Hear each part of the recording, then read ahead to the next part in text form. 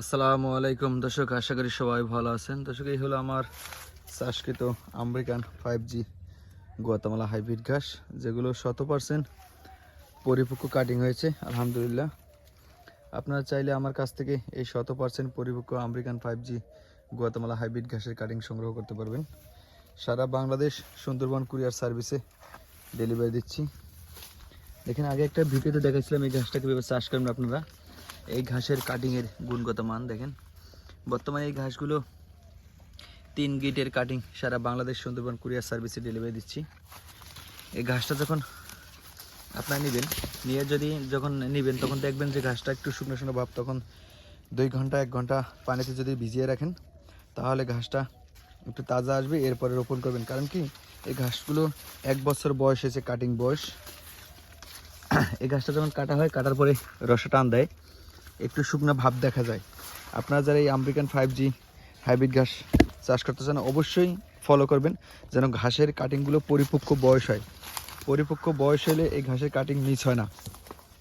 দেখেন, আমি এই ঘাসটার অনেক ভিডিও ধারণ করছি, অনেক আপনাদের সাথে দেখাইছি। প্রত্যেকটা ঘাসে এই যে শিকড় ছেড়ে দিছে এবং পরিপক্ক বয়স হয়েছে। আপনারা এই ধরনের বয়স্ক ঘাসের কাটিংগুলো যদি রোপণ করেন তাহলে আপনাদের মিস হওয়ার সম্ভাবনা খুব কম।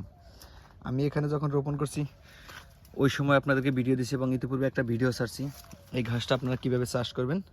যদি ওই ভিডিওটা দেখেন তাহলে আপনারা জানতে পারবেন এই ঘাসটা চাষ করার আসল পদ্ধতি। যেহেতু আমি এই ঘাসগুলো চাষ করছি একমাত্র কাটিং তৈরি করার জন্য, তো এই কারণে আপনাদের দেখা। আর বর্তমানে বাংলাদেশের সবচেয়ে জনপ্রিয় ঘাস হচ্ছে আমেরিকান 5G গুয়াতেমালা। দেখেন, প্রত্যেকটা ঘাস লাল, কারণ এই ঘাসগুলো 100% পরিপক্ক কাটিং হয়েছে, এই কারণে ঘাসগুলো লাল হয়ে গেছে।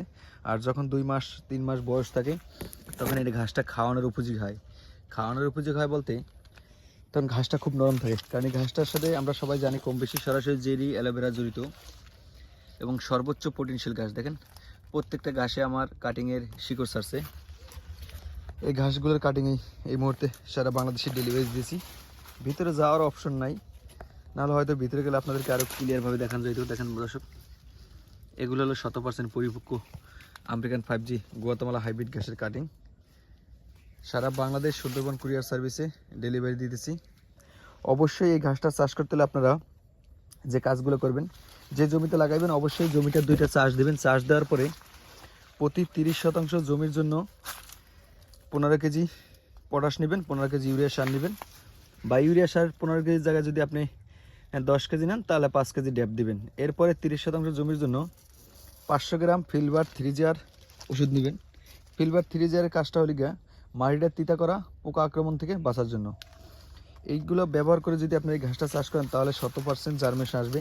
আমার এই ঘাসগুলো এরকম শুয়ে থাকার কারণটা হয়েছে এখানে বর্ষায় পানি উঠে নামে, তা আমি যখন রোপণ করি তখন বেড করে দিছি আর এই ঘাসটার মাথাগুলো কাটে নেই। আমার ইতিপূর্বে একটা ভিডিও দেখবেন যে মাথা কাটার কারণে ফলনটা কম দেখা যায়। তো চারা করার উদ্দেশ্যে এই ঘাসটা রোপণ করা। আপনারা যারা এই ধরনের ঘাসের কাটিং খুঁজেন আমার কাছ থেকে সংগ্রহ করতে পারেন। সারা বাংলাদেশ সুন্দরবন কুরিয়ারে ডেলিভারি দিতেছি। অবশ্যই এই ঘাসটা উঁচু জমিতে রোপণ করবেন এবং সব সময় খেয়াল করবেন যেন গ্যাপ সর্বনিম্ন 4 ফিট থাকে।